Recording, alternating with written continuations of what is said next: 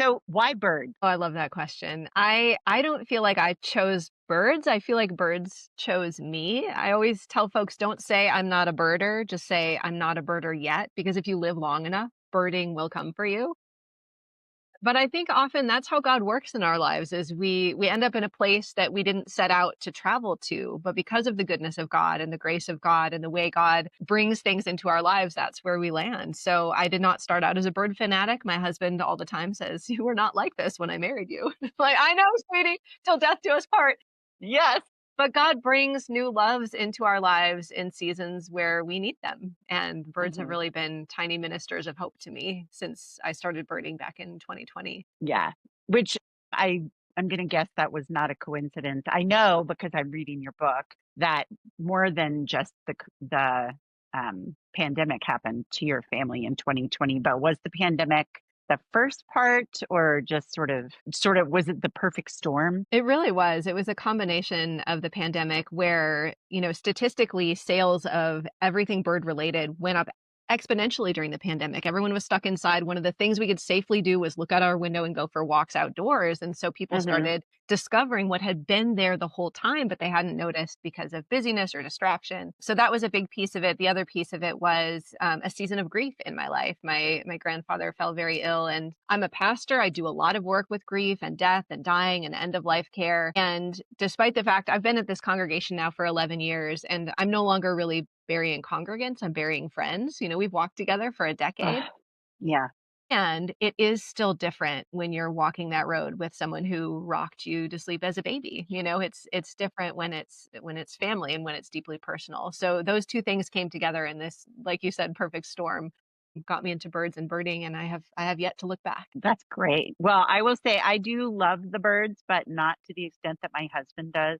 I think you beat him, pretty fair to say, but he did he doubled the amount of beaters, sorry, feeders that we have. He loves the Merlin bird song app so he can find out who's singing and try to find them. And yeah, he's very into that. And it did start in 2020. That's partially because he started working from home. And then since then, he's retired. So he's your stereotypical, he even has a cute little cap now, like a little newsboy cap. He's totally leaning into the retired. That's not a birder thing. That's just a retired man thing.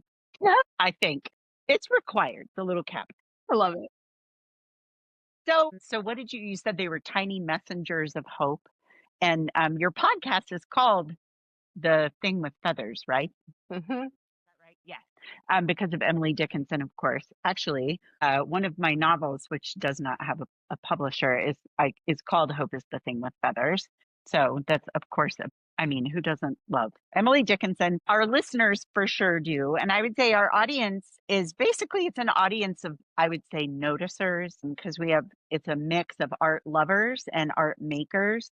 And so I feel like as we've been talking, I'm sure you've been triggering some enthusiastic nods from our listeners, but even for people who make a habit of noticing for the purpose of making art or studying it or appreciating it, some seasons it's harder because I know I have had personal losses. My father passed away when I was 30. My mother passed away earlier this year. My church congregation has had some horrible losses just in the past couple of months. And I mentioned this to you when we were emailing back and forth. I can still remember the morning after my father died.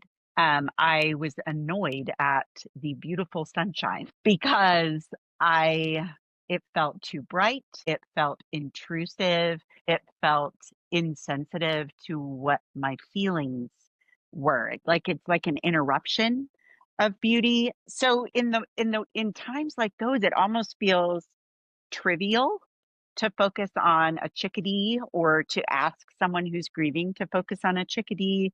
How do you address that kind of feeling? One of my favorite things about the birding practice is how gentle it is. It is not forced, it is not required, and folks say to me all the time, like, I'm not really a birder. And I was like, well, if you've ever looked out the window and saw a bird and had a moment of joy, that's the bar to entry is very low to birding. Yeah.